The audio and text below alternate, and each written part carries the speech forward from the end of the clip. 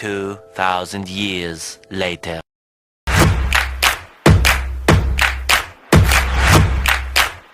Selamat datang di podcast The Tukwin. Saya Naila. Di episode kali ini kita akan berbicara tentang dunia farmasi. Salah satunya yaitu sediaan obat. Saya di sini tidak sendiri. Saya ditemani oleh Kak Atia yang akan memaparkan seputar sediaan obat pada podcast kali ini. Hai Sobat Farmasi. Apa kabar Kak Atia?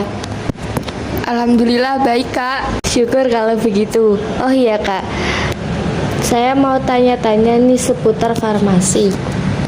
Kan kalau saya lihat bentuk sediaan obat itu kan bermacam-macam. Apa aja sih macam-macam bentuk sediaan obat? Jadi gini, bentuk sediaan obat ada banyak, seperti pulvis atau serbuk yang merupakan campuran kering bahan obat atau zat kimia yang dihaluskan ditujukan untuk pemakaian luar. Ada juga tablet yang merupakan sediaan padat kompak dibuat secara kempa cetak dalam bentuk tabung pipih atau sirkular, kedua permukaan rata atau cembung mengandung satu jenis obat atau lebih dengan tanpa bahan tambahan.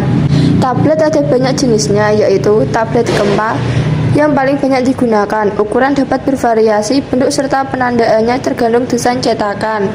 Ada juga tablet cetak yang dibuat dengan memberikan tekanan rendah pada massa lembab dalam lubang cetakan, dan juga ada tablet kunyah, effervescent, dan tablet bekal. Selain itu, bentuk sediaan obat ada yang berbentuk salep untuk pemakaian topikal pada kulit atau selaput lendir. Ada juga bentuk suppositoria yang merupakan sediaan padat dalam berbagai bobot dan bentuk yang diberikan melalui rektal, vagina, atau uretra. Umumnya meleleh, melunak, atau melarut pada suhu tubuh. Dan yang terakhir ada kapsul yang merupakan sediaan padat yang terdiri dari obat dalam cangkang keras atau lunak yang dapat larut. Kan tadi bentuk sediaan obat itu kan berbeda-beda. Mengapa sih Kak bentuk sediaan obat itu harus berbeda-beda?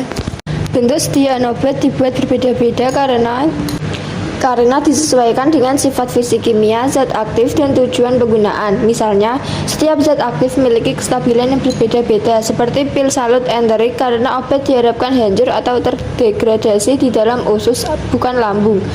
Yang kedua, dilihat dari tujuan penggunaan. Jika obat mau digunakan untuk luka bakar, bisa memberikan obat dengan bentuk salep atau gel atau krim.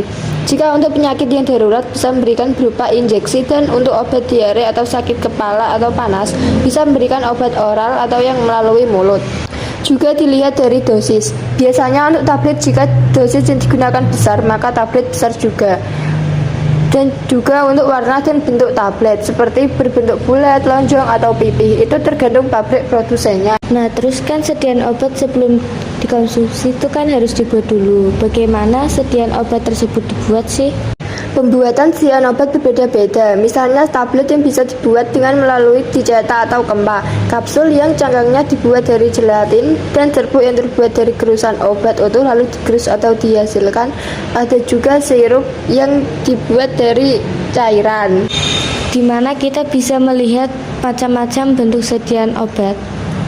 Kita bisa melihatnya di berbagai industri farmasi. Kan suatu obat itu kan ada masa konsumsinya atau masa expired. Kapan sih suatu obat itu dikatakan expired atau kadaluarsa?